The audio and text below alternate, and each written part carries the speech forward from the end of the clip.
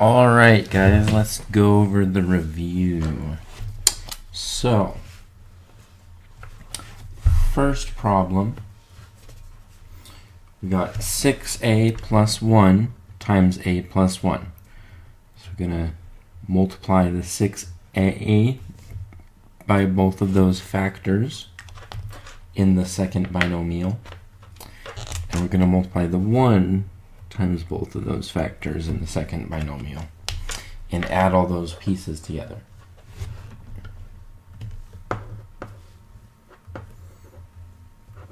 So 6a times a would be 6a squared.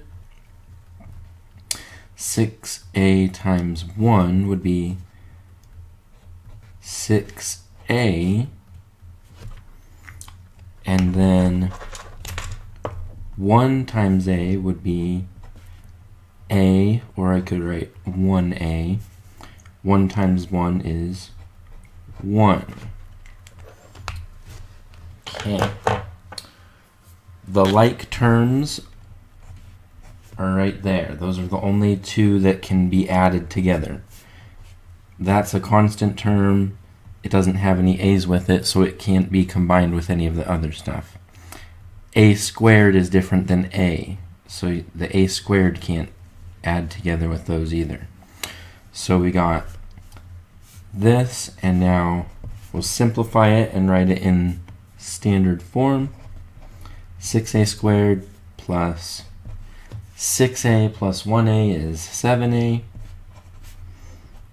Now plus 1. All right, number 6. Going to do the same thing.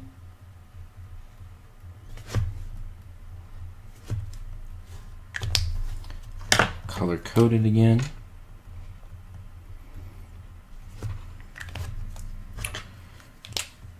R times 2r would be 2r squared.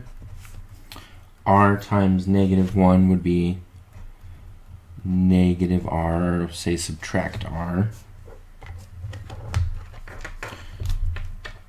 2 times 2r would be 4r. And 2 times -1 would be -2. So have a plus -2 at the end, or in other words, subtracting 2. Those are the like terms there. So we'll end up with 2r squared minus 1 plus 4, or -1 plus 4 would be 3r minus 2.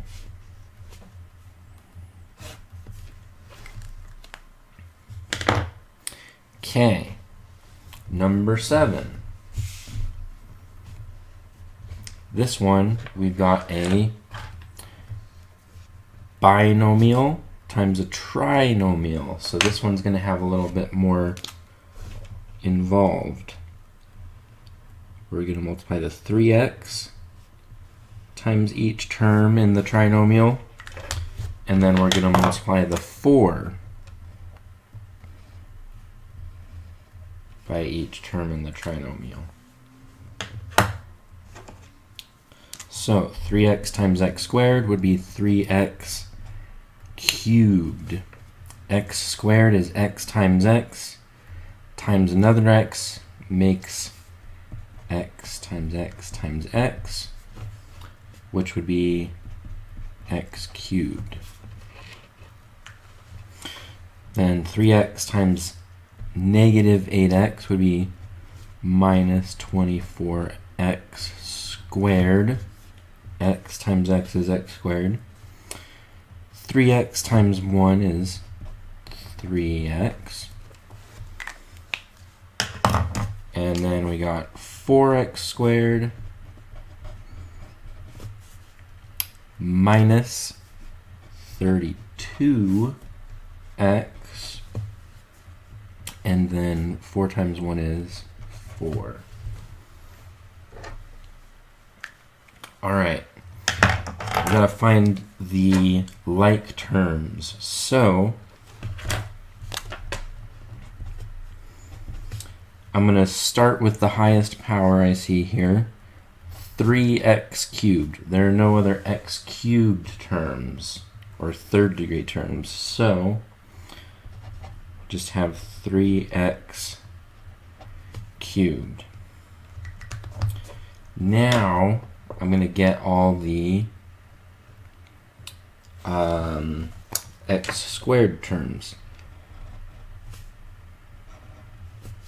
Negative 24 plus 4 will give me negative 20x squared. Now I want to get all the first degree terms. 3x minus 32x would be negative 29x. And then there's just one constant term. So that is your final answer there.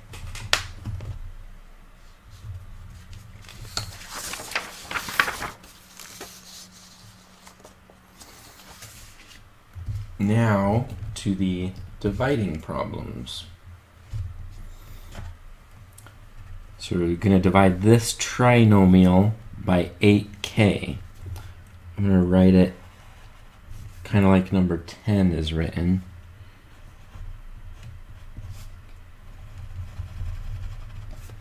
As a kind of like a fraction.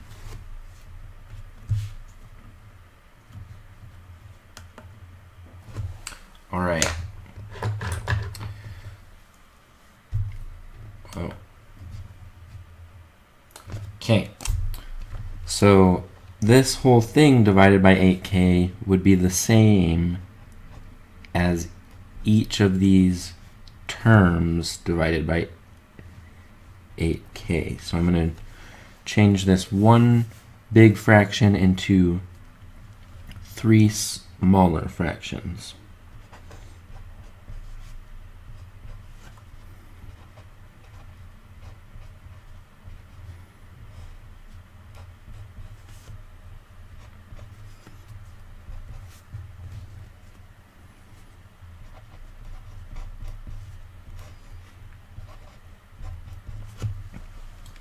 Alright, and just for people who are a little confused with the exponents stuff going on, I'm going to write this out the long way.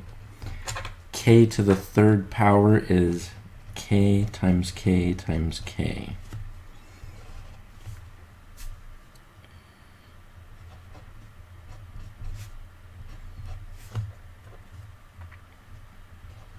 K squared is k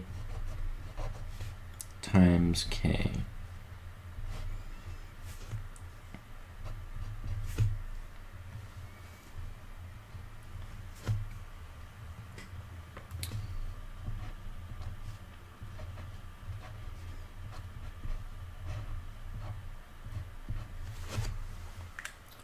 All right. K divided by k equals 1. 4 over 8 is the same as 1 over 2.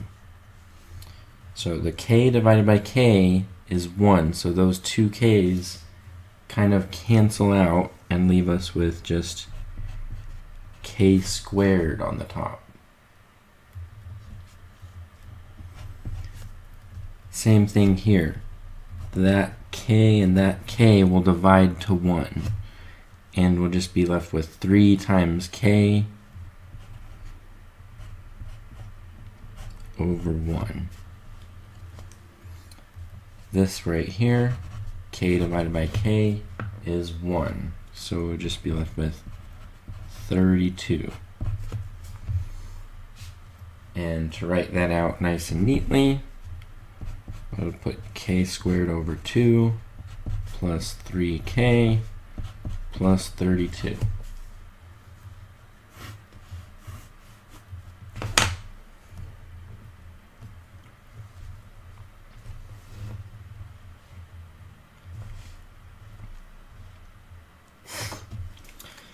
Okay, number 9, same idea. I'm going to put the 8x cubed down here.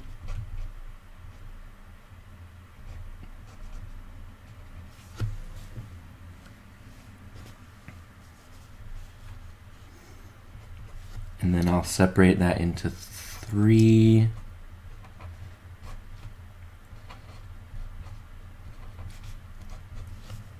separate fractions.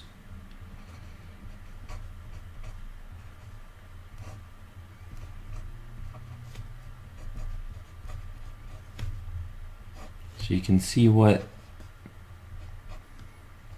one difference is between this one and that one. Over here, the higher exponents were all on the top of the fraction, the numerator. Over here, the denominator sometimes has a larger exponent than the numerator does. But that's okay. This first one, 8 divided by 8 is 1. X cubed divided by x cubed is 1. So this whole thing will just be 1. X squared over x cubed. So off to the side, x squared is x times x. X cubed is 3x's multiplied together. Those pairs will divide to 1, and we're just left with an x on the bottom of the fraction, on the denominator. And 24 over 1, we'll leave the 24 on the top of the fraction, the numerator. 4 over 8 is the same as 1 over 2. And this, you've got 1x on the top and 3x's on the bottom. So this x will get rid of one of those 3x's that are multiplied on the bottom and leave 2 more x's multiplied together, which would be x squared.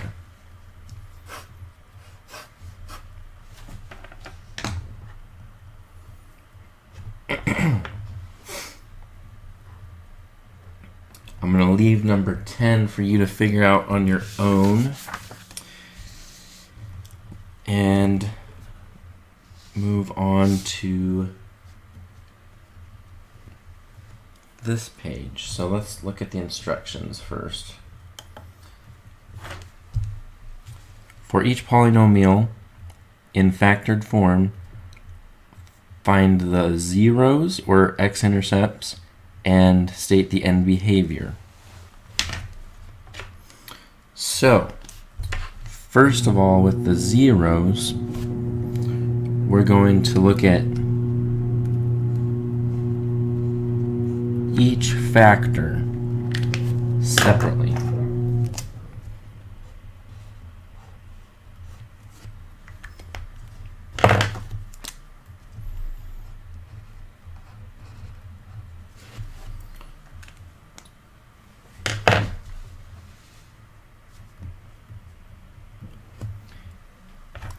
So we have these 3 pieces multiplied together. If any of those pieces is 0, it will make the whole thing 0, because 0 times anything will be 0. So, first of all, x minus 2 could be 0. X minus 2 would be 0 if x equals 2.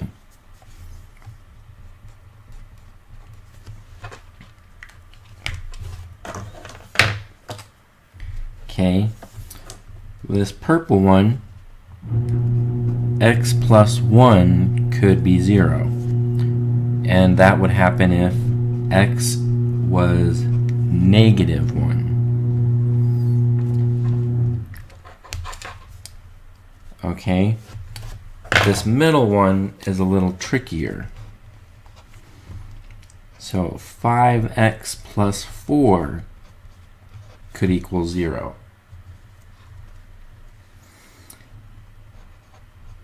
And that would happen when 5x equals negative 4.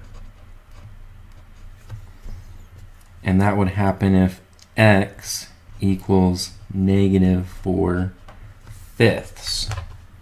So basically, I subtracted 4 from both sides of the equation and divided by 5 to see what x value will make this equal 0.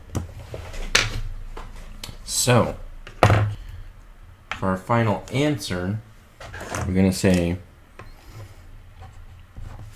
the zeros are at x equals negative 1, negative 4/5, and 2. When we graph that equation, that's where it would hit the x-axis. If x is any of those numbers, then this will equal 0. Okay. Second part is state the end behavior.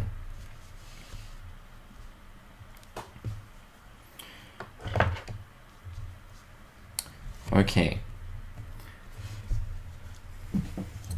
I'm going to take this and write it up here for a second. X minus 2 times 5x plus 4 times x minus 1. Okay. Now, in your mind, I normally would not do this on my paper. I would just think of it through in my mind. So I'm going to imagine multiplying those two together. If I multiplied this times this, I would go x times 5x, x times 4, negative 2 times 5x, negative 2 times 4.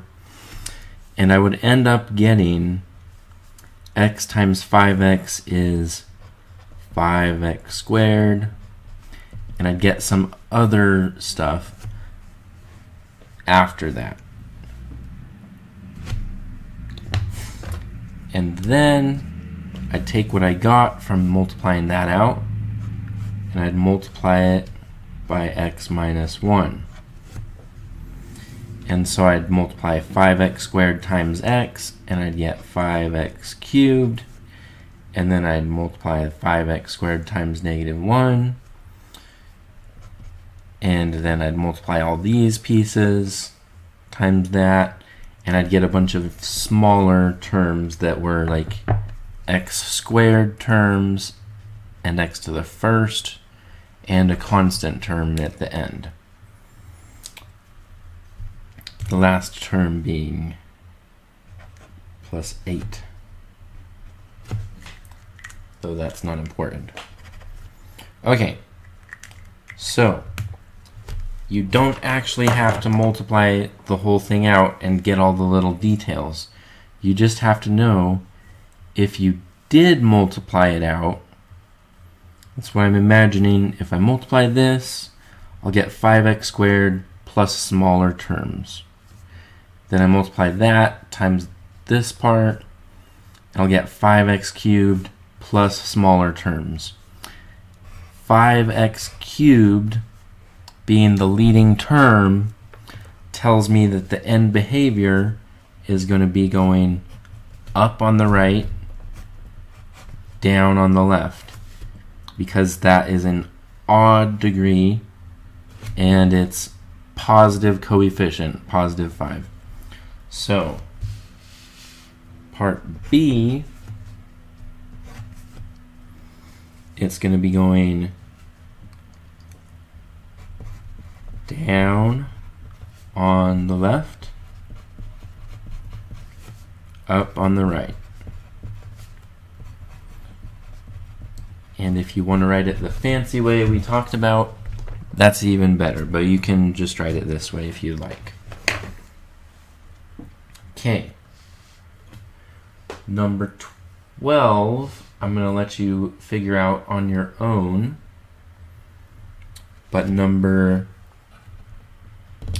13 I'm going to talk about.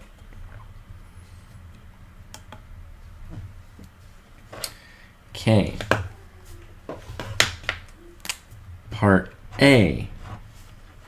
If x is 0, this will be 0 times this times this. So x equals 0 would be one of the zeros or y-intercepts.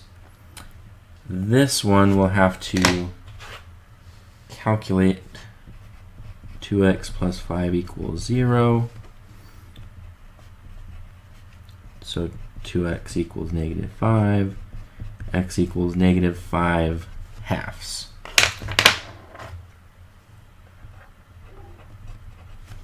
And this one would be 0 if x is 1. So really quick, let's check this one. 2 times negative 5 halves plus 5. 2 times negative 5 halves would be negative 5. Negative 5 plus 5 is 0. Yeah, that's right. Okay, so those are the zeros. Now you got to imagine multiplying this all together. X times 2x is 2x squared. And then 2x squared times x will be 2x cubed. So the leading term, if we multiplied this out, would be 2x cubed. And you have a bunch of other pieces added onto that. But the leading term would be x cubed again, with a positive coefficient. So again, it would be going up on the right, down on the left. Down on the left,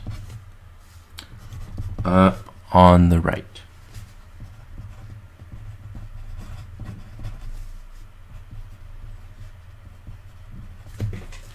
Okay.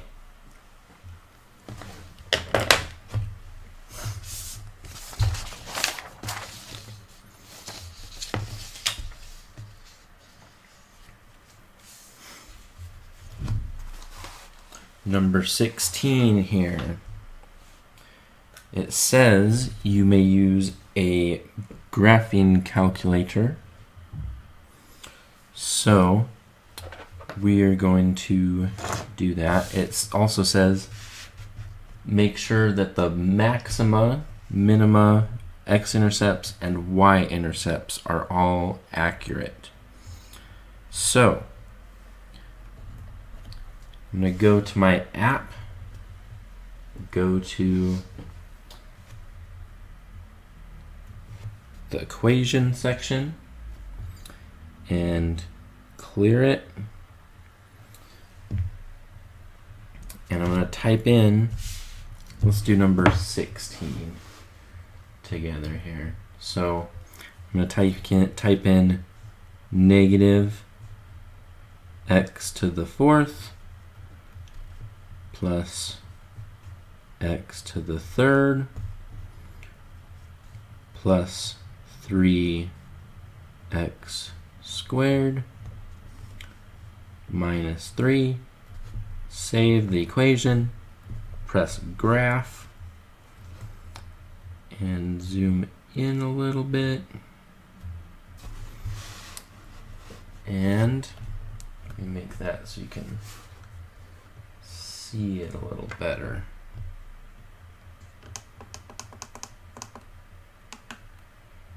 Okay. So it says maxima, minima, x-intercepts, and y-intercepts. Maxima, that means those top points. Minima, minimum points, where it's the bottom. So I want to get this point, this point, this point, x-intercepts, there and there, and the y-intercept, where it's crossing the y-axis, which is also the same as the minimum point. So we got a point at 1, 0, and 2, 0, and 1 in between those up at about 2.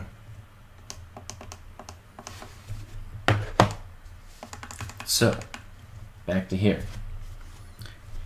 There was a point right here, right there, and just a little bit above right there. Then my other points, if you can see that, at -3,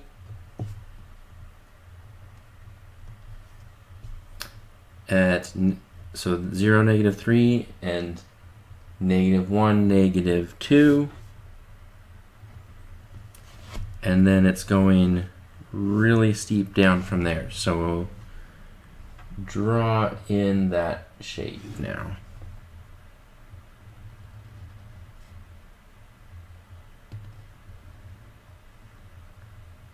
It's going down really steep on this side also.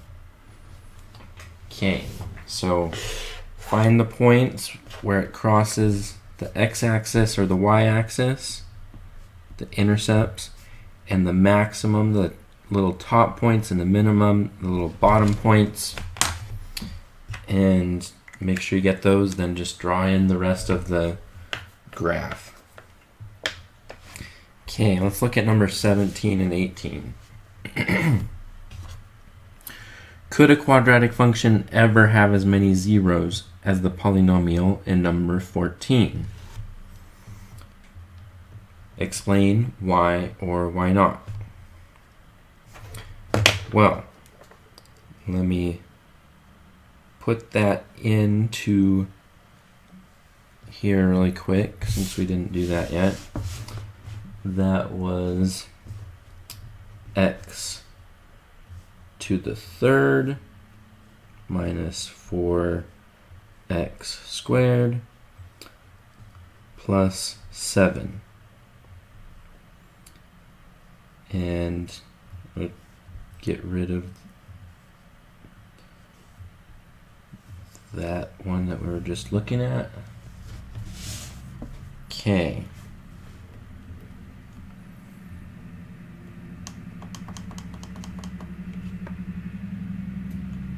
Alright, so you can see that one, it's an x cubed, so it's going down on one side, up on the other side, and it has a little wiggle in the middle because of this other stuff in the equation. But it's hitting 3 places, so there are 3 intercepts. And a quadratic, that's an x squared. X squared graph always looks like that. Let's get off of here for a second. X squared, sorry about that. X squared is always going to look like this or like that. Okay, so it could only cross ever 2 times. It can never cross 3 times. Because it's always that same parabola shape. So say no, a parabola can only cross the x-axis up to 2 times. Because that's the shape of it. A U or a upside down U. Could a 5th degree polynomial ever have the same end behavior as the polynomial in number 16? A 5th degree polynomial, that's an odd degree, so that means it'll either end going down on one side and down on the left, up on the right, or if not, then it would be going up on the left down on the right. It will never end going down, down, or up, up, because it's an odd degree. So the answer for that one is no.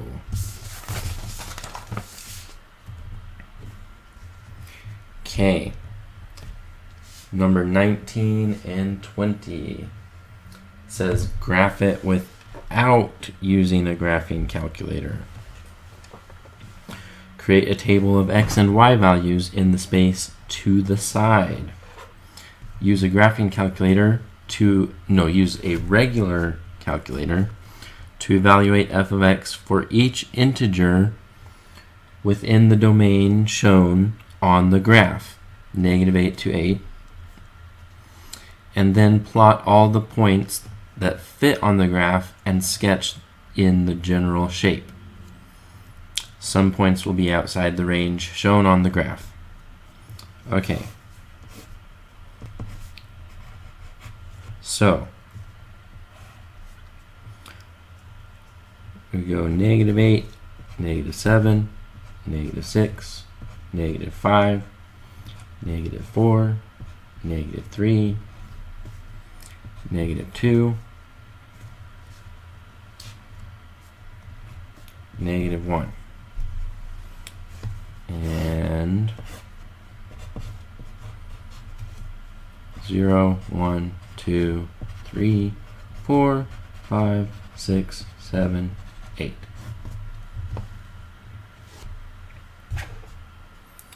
So, I'm not going to use the graphing calculator part, but I'm going to use the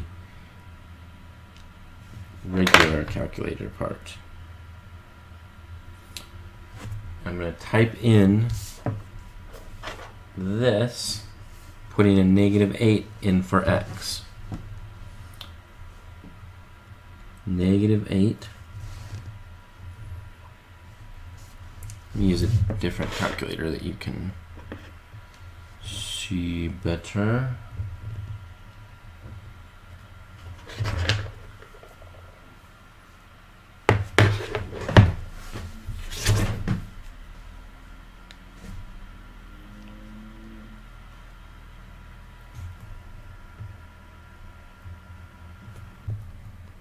Okay, so this calculator screen will show up a little better here.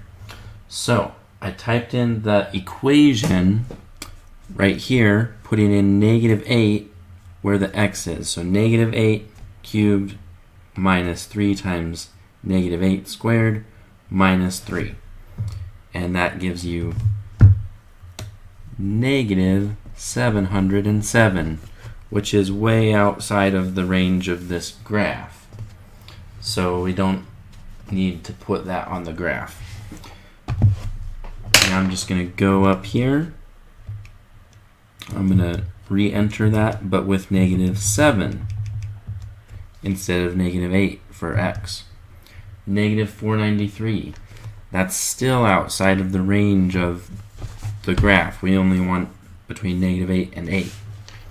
So we'll try again, -6.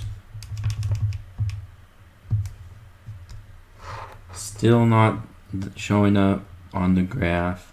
So we'll go to -5. So this part of the graph is not showing up here because it's way down there. But pretty soon we're going to get to the part that will actually show up. -115, we're getting closer.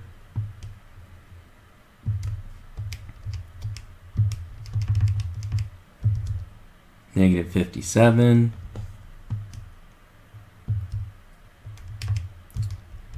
I believe this one will be, nope, -23. So these ones you don't even need to put in the table. -7, there we go. If x is -1, y is -7. So all this part it's too low to see it on the graph, too far down in the negatives. But now it's finally up here showing up there. Okay, now what if x is 0?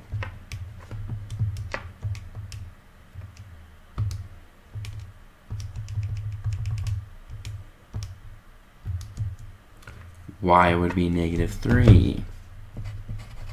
So go over the graph, 0, -3. 0, -3. Then I'll put in a 1.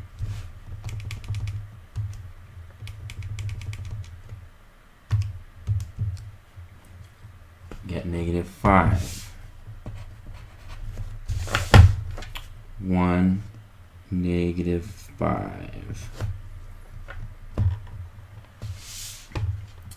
Now I'll try putting in a 2.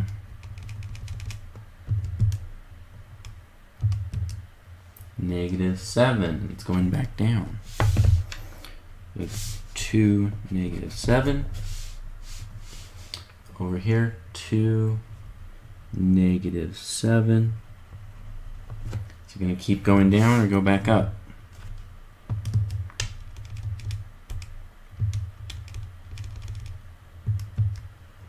-3. It went back up. 3, -3. So it's going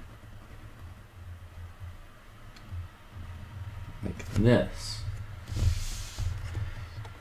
Okay, if x is 4, 13. It's going up really fast. Oh, that's higher up than we can show.